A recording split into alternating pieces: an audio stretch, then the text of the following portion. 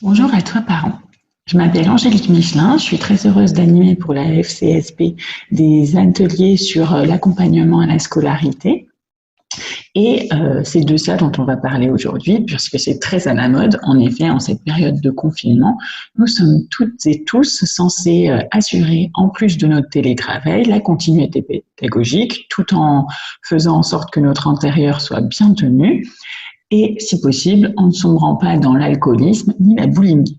Alors, comme tu vois, j'en parle avec humour, mais c'est vrai que la situation peut être très difficile pour les enfants et pour les parents, et c'est de ça dont je vais parler aujourd'hui. Je voudrais tout d'abord t'apporter un petit peu de sérénité et de détente à travers cette vidéo, en te disant une première chose, c'est qu'on parle beaucoup d'école à la maison, mais on se trompe de terme.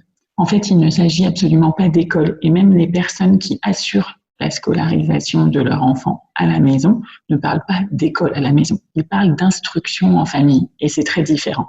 L'instruction, c'est le fait d'apprendre des choses, de découvrir, et ça peut passer par autre chose que par l'école. Or, la maison, ce n'est pas, et ça n'a jamais été l'école. Tu n'es pas un professeur, ou peut-être que tu l'es, mais en tout cas, tu es avant tout les parents, le parent de tes enfants. Alors, c'est sur ça que je voudrais insister. Il ne s'agit pas de reproduire à la maison une salle de classe.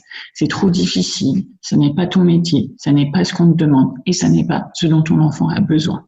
Il s'agit d'assurer à la maison, tout d'abord, une atmosphère la plus sereine possible. Les émotions, c'est compliqué ces temps-ci. Les enfants s'inquiètent, nous aussi. C'est une situation qui est très, très inédite pour tout le monde. Au début, ça pouvait les amuser parce que ça ressemblait beaucoup à des vacances, mais le fait de ne pas voir ses copains, de ne pas sortir et cette atmosphère anxiogène, ça n'aide pas. Donc, avant toute chose, on se préoccupe de faire en sorte que tout le monde soit le mieux possible. On ne se met pas la pression et on évite surtout d'aller voir les réseaux sociaux qui nous donnent tout un tas d'illusions que tous les autres parents sont parfaits. Ça n'est pas le cas. Ensuite, quand il s'agit de la continuité des apprentissages, on se rappelle qu'on peut apprendre de bien des façons possibles, que l'école n'est pas la seule source d'apprentissage. D'ailleurs, tous les jours, tu permets à ton enfant d'apprendre et de découvrir des choses. Eh bien, aujourd'hui, c'est toi le seul maître à bord et c'est toi qui décides. Tu connais ton enfant, d'une part.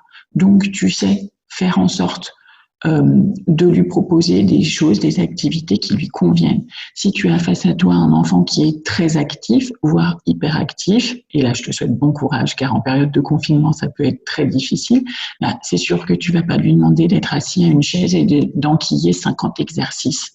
Ça n'amènera à rien, ça n'est pas la peine.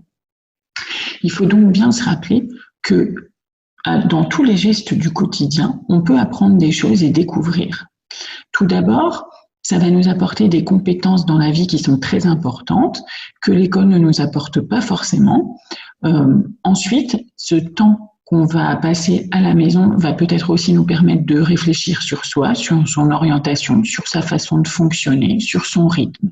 Inutile quand on se rend compte qu'à 14 heures, on a grand besoin de faire une sieste, de se dire, tiens, je vais faire 2 heures de maths. D'ailleurs, est-ce que 2 heures de maths, c'est pas très trop long pour n'importe qui? Donc, on s'accorde le droit de faire des pauses, de faire des choses qui nous font plaisir, d'apprendre de façon ludique. Que ce soit pour les petits ou pour les grands, on peut très bien apprendre à compter en mettant la table et en comptant les fourchettes. On peut très bien passer par des documents sur Internet. On trouvera facilement des petits documentaires, par exemple d'histoire géo, et qui nous permettront de comprendre une leçon qu'on n'a pas comprise jusque-là. Donc, on fait comme on peut et on se détend. Pour le reste, je serai ravie de t'apporter mon aide. Et pour cela, je propose chaque jour sur les réseaux sociaux d'EduSens et sur le site internet www.edu-sens.fr.